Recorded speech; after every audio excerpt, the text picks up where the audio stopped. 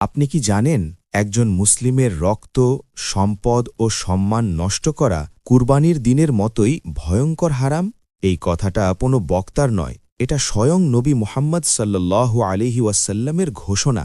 আজকের এই হাদিসটা আপনার জীবন বদলে দিতে পারে। মনোযোগ দিয়ে শুনুন। আবু বকরা রাদিয়াল্লাহু আনহু বর্ণনা করেন, তিনি বলেন, একদিন রাসূলুল্লাহ সাল্লাল্লাহু আলাইহি ওয়াসাল্লাম মিনায় তার উটের ওপর বসেছিলেন। একজন সাহাবী তার উটের লাগাম ধরে রেখেছিলেন। তখন নবী সাল্লাল্লাহু আলাইহি ওয়াসাল্লাম প্রশ্ন করলেন, তোমরা জানো আজ কোন দিন? আমরা নীরব রইলাম। আমরা ভাবছিলাম তিনি হয়তো আজকের দিনের অন্য কোনো নাম বলবেন। তারপর তিনি বললেন, এটা কি কুরবানির দিন নয়? আমরা বললাম, জি হ্যাঁ। তিনি আবার প্রশ্ন করলেন, তোমরা জানো এটা কোন মাস?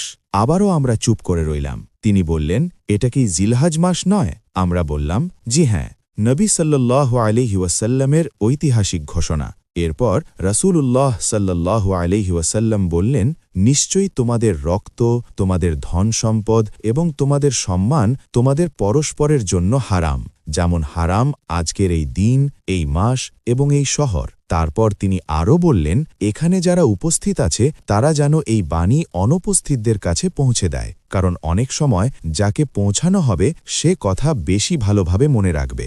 সহি মুসলিম 1679, আহমদ 20038। ভাই ও বোনেরা, এই হাদিস আমাদের কি শেখাচ্ছে?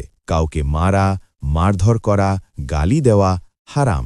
কারোর জমি, টাকা, হক মেরে নেওয়া হারাম। কারোর সম্মান নষ্ট করা, অপবাদ দেওয়া, ব্যাকবাইটিং হারাম। যেভাবে কুরবানির দিনকে আমরা সম্মান করি, ঠিক সেভাবেই একজন মুসলিমের জীবন ও সম্মানকে সম্মান করতে হবে। আজ আমরা অনেক সময় বলি, ও তো ছোট বিষয়, কিন্তু আল্লাহর কাছে এটা ছোট নয়। আমাদের জন্য শিক্ষা। মুসলিমের নিরাপত্তা। মুখের কথাও আমানত, আঙুলের লেখাও জবাবদিহির আওতায়। নবী সাল্লাল্লাহু আলাইহি ওয়াসাল্লাম আমাদের দায়িত্ব দিয়েছেন এই কথা অন্যদের কাছে পৌঁছে দিতে।